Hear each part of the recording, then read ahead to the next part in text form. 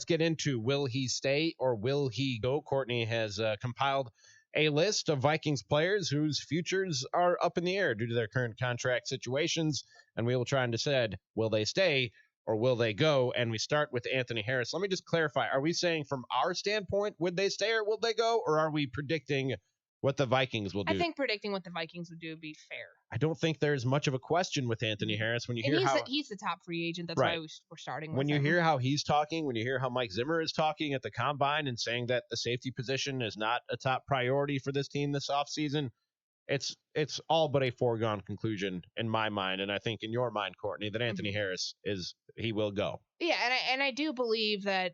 I mean, what Zimmer said was that the safety position's not, that's not always the most important. For the Vikings, sure, they need somebody on the back end there who does a lot, especially when you look at the play of the cornerbacks last year, how much safety help really was provided by both Harris and Harrison Smith. It's just not in terms of the most valued position in a defense versus a pass rusher versus a cornerback, things like that. I think that's more of what he was getting at, which leads you to believe, I mean, this kind of has been foreshadowed for weeks, and the Vikings moving forward with free agency with the intent in mind that Anthony Harris might not be there is a very realistic way to think about this. Think about it. He made just over $5 million a year, or $5 million total in the first few years of his career. I mean, he was tendered last year. I believe it was the right of first refusal tender because he went undrafted a couple years ago, and he's played to a level where he's probably one of the top safeties on the free agent market, and good for him. But can the Vikings, first off, can they franchise tag him? They can, but it's going to be really expensive, almost like way too much, because it'd be about a $12 million tender and it's a 1-year cap hit. And this is a team that doesn't use the franchise tag that often. So as we go back to the beginning of the show, when I drafted in my draft sim, when I had Antoine Winfield Jr., that to me is your contingency plan right there, trying to find his immediate replacement through the draft. I don't think you need to go to free agency to get the next safety that's going to play opposite Harrison Smith. Because even as we saw with Anthony Harris, and he is deserving of a contract that could earn him in the $12 to $14 million a year range. I mean, he's worked his butt off. He's a great part of the fabric of the Vikings locker room. He made the most of a great opportunity he had when Andrew Sendejo got hurt. How much do you think he's a product of Mike Zimmer and the system and playing next to Harrison Smith? That's what a lot of people are going to argue. So I'm really curious to see what he does inevitably earn. If it is somewhere else, our team's going to try to come to him and say, well, we know you're good. You led the league in interceptions at your position with 6, but how much of that is a product of who you're a future Hall of Famer and who you're playing next to? And maybe they try to financially work him down a figure there. But I think he is a $12 to $14 million a year player and is going to go somewhere else and get that money. And I agree with you. I just don't see how he fits into the plans. I like him a lot as a player. I hear from people like you that he's a really good dude and good presence in the locker room, but just the financials, it just doesn't add up when you look at their salary cap situation. And like you said, the salary he's going to demand in the $12 to $14 million range, they have other more pressing needs and not a lot of salary cap space. So I just don't think that there's room for Anthony Harris. Next is Trey Waynes. Will he stay or will he go, Courtney? Now, this is a tricky one to me because when you look at the makeup of the cornerback unit right now, you have 2 guys who are free agents, one who, as Bill Barnwell even alluded to, may become a free agent if Xavier Rhodes does get cut or if they decide to move on from him. And then you've got a group of young guys. And I asked Mike Zimmer, what would that be like about, basically anticipating having a whole new group of starters back there at cornerback? And he didn't go all in and say, well, it would be this. He kind of made, paused, made it sound like, well, I don't know if that's really going to happen. But if it does, right. You'd be looking at a very young group. Given the situation with Mackenzie Alexander, and we can get to that, I think Trey is a priority. And I do believe that they can afford him if he's in the $10 to $12 million range. It's more of a steal for him because, cornerbacks, good starting caliber cornerbacks start in that range, and they can go upwards of $16 million a year. Does he want to reset the market? Is he aiming to get, Marcus Peters signed the extension with Baltimore this last December? Is he trying to break the bank there? Is he waiting to see what Jalen Ramsey's going to get before he signs his big deal? Does he want to get in that $15 to $16 million range? as Bill said earlier, the cornerback group, this is a great, not a great group, but it's a good group, a really high quality group of corners who are about to hit the free agent market, Trey being one of the bigger names. Is it deep? Does that bring the price down a little bit? I don't know if it's as deep as it is top heavy. Okay. It kind of feels more top heavy and with some vested veterans in there, guys who have been around a while that are going to be floating around, which is why I think when you turn to Mackenzie Alexander's situation of will he stay or will he go, you can find a nickel on the market in free agency, somebody who, if Mackenzie doesn't want to come back here because of how the injury situation was handled going into week 17, where he's playing in a meaningless game and, already was dealing with a knee injury, showed up on the injury report, ends up having to have meniscus surgery. To our knowledge, he's been cleared and he can go out and test the waters and try to be an outside corner somewhere else. So that feels like, and that's been what he said he wanted to do all along until he finally bought into the nickel position.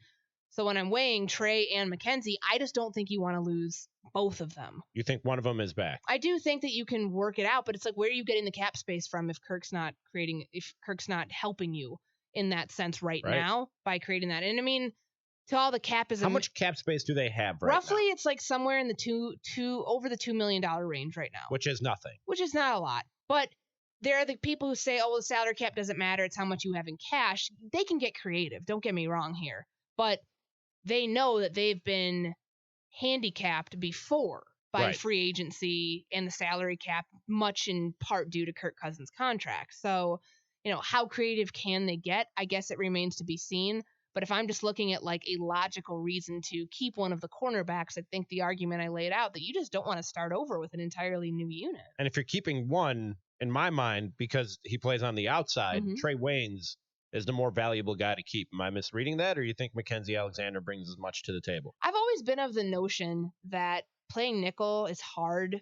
I mean, it is obviously very, very hard. Finding somebody who can do it on a consistently good basis is difficult. And, they had Captain Munnerlyn, they had Terrence Newman, and they had Mackenzie, who really came on this year and looked pretty good at points. So finding that replacement on the free agent market, I think, will be a priority, because that may alter then like their draft strategy. Do they want to go cornerback at 25?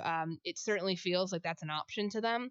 But as we saw in our mocks, saw how quickly those cornerbacks came off the board. What about Andrew Sendejo, and how does he factor into all this? The first three guys we mentioned are defensive backs. Those three guys, I think, they'll be in demand. Teams will be after them. Do you think that there's a market necessarily for Andrew Sendejo, or could you maybe bring him in, play him next to Harrison Smith, where he played for many years, and maybe at a cheaper price than these other guys that we're talking about? And actually, he performed pretty well when they brought him in after he was cut by the Eagles last season. Yeah, I mean, I think that he did well in, he was kind of in that rotational role back there, and he bought in. I mean, he is a Zimmer. He's, been with Mike Zimmer for a number of years. He's definitely has the pedigree in this defense to know how to play multiple positions, as we mentioned earlier. Like, when he's playing in the slot, which I believe was one of the first times that he's had to do that, or first time in a long time in New Orleans during the playoff game, because they were down so many corners, that really helped this defense. That's just another way to disguise coverages and give yourself the advantage of moving personnel around. He's a veteran guy, and I don't think that ever hurts you. Especially he's really well liked in that locker room. I mean, he is. Coming back here, I think, was a huge career highlight for him. Is he chilled out at all? Is he not trying to kill people anymore on the football field? Headhunting, you mean? Yeah. I don't really know if he really had the opportunity to do that much last year, because he was kind of in that rotational role. It was really him and Jaron Kearse at times in different sub packages. He's still a very aggressive player, and he's going to play until the wheels fall off. So, but yeah, we didn't see any Mike Wallace style hits like what happened in 2017 at US Bank Stadium. That was my introduction to it. But yeah, no, I do think that there's reason to want to bring him back here, because you wouldn't be paying. I mean, they didn't pick up his option last year because it was too pricey. They're not going to be going up in price to try to get him. Next, and will he stay or will he go? We get to the defensive lineman and Everson Griffin. Will he stay or will he go? I think personally his best fit is here. I think the Vikings think that too, and projecting out the next few years, which are probably the last few years of his career, because he is going to be 33 this season. And Mike Zimmer said at the Combine that he anticipates him coming back. They expect him back. Now, Will he try to at least feel what else is out there? Maybe. But I think at the end of the day, if you look at his track record, what he did last year, he had the chance to hit free agency when they were going to either restructure or cut him. And he agreed to take the pay cut. And I think that, coming off the time he had away from the game in 2018 due to some mental health concerns and, taking time for himself, and then he comes back, he thrived. I mean, he had moments last season where, and I think it trailed off a little bit, but he's somebody who can still get you 7-8 sacks a year. When I saw that he opted out, I thought, well, he's gone, because going back to what you just talked about, when he was at that crossroads and he had to decide, do I restructure or do I let them cut me and try and see if I can do this somewhere else? For him, it made sense to stay in Minnesota in a situation, in a system, and around people who he's familiar with and who he's succeeded around before. But I thought that you would negotiate that opt-out clause into the contract, thinking, okay, I'll come back here for one more year in the best possible situation I could be in. And if I perform, it gives me the chance to opt out and go make money elsewhere. Again, yeah, hit free agency. It was surprising to me when shortly after he was cut, both he and the Vikings were talking like it was a pretty good chance he'd come back at a lower price. I don't know why Everson Griffin would opt out only to come back at a lower. Was he at the same impasse this offseason? There was definitely this offseason, there was a risk that he was going to get cut. Because his cap hit, there was no way that they were going to pay his cap hit at what it was at, like 12.9, I believe, in 2020. They just couldn't afford that. So instead of getting cut, he decided, to put the voids in his contract, or to elect the voids in his contract. Sure.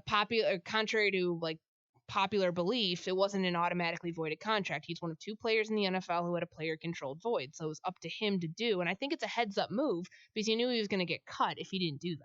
Stephen Weatherly, will he stay or will he go? Courtney? Now, this is an interesting one because it's not talked about all that much. I do think that Weatherly is self-aware enough that he knows that, the level he played at last year, he's got to change a few things about his game. And, based on what happens with Everson Griffin, too. There's, do you, if Everson ends up moving on and going somewhere in free agency, well, what are you doing opposite Danielle Hunter at the other defensive end spot? Is it a rotation with Weatherly and Afadio Denebo? Sure. But even if Griffin comes back, I think that there is a spot for Weatherly here somewhere. So he stays. I think he stays. All right. And lastly, before we wrap up the show, the special teamers, Dan Bailey and Britton Colquitt. Do they stay or do they go? If I'm Mike Zimmer, and I didn't talk about the kicking game much last year because I wasn't irritated with it. I think you prioritize keeping both of them. Yeah. And special teams was, at least the kicking game was solid last year. They were solid. And Dan Bailey, I think he hit his last 23 or 24 field goals in a row to start dating back to the beginning of November. I mean, he's really good. And I think he's finally comfortable here. I mean, think about where the kicking unit was, the whole battery was getting shaken up when they bring Corey Vedvik in August, and how much turmoil that caused. Yep. To where they got it now and how quickly they were able to get that settled out. I think it's pretty good, and I think you should prioritize that. That's Courtney Cronin. Callers back tomorrow. I'm Rami Makloff. I'll be back to Score North Live tomorrow. Mackie and Judd with Rami coming up next on 1500, scorenorth.com and the Score North app.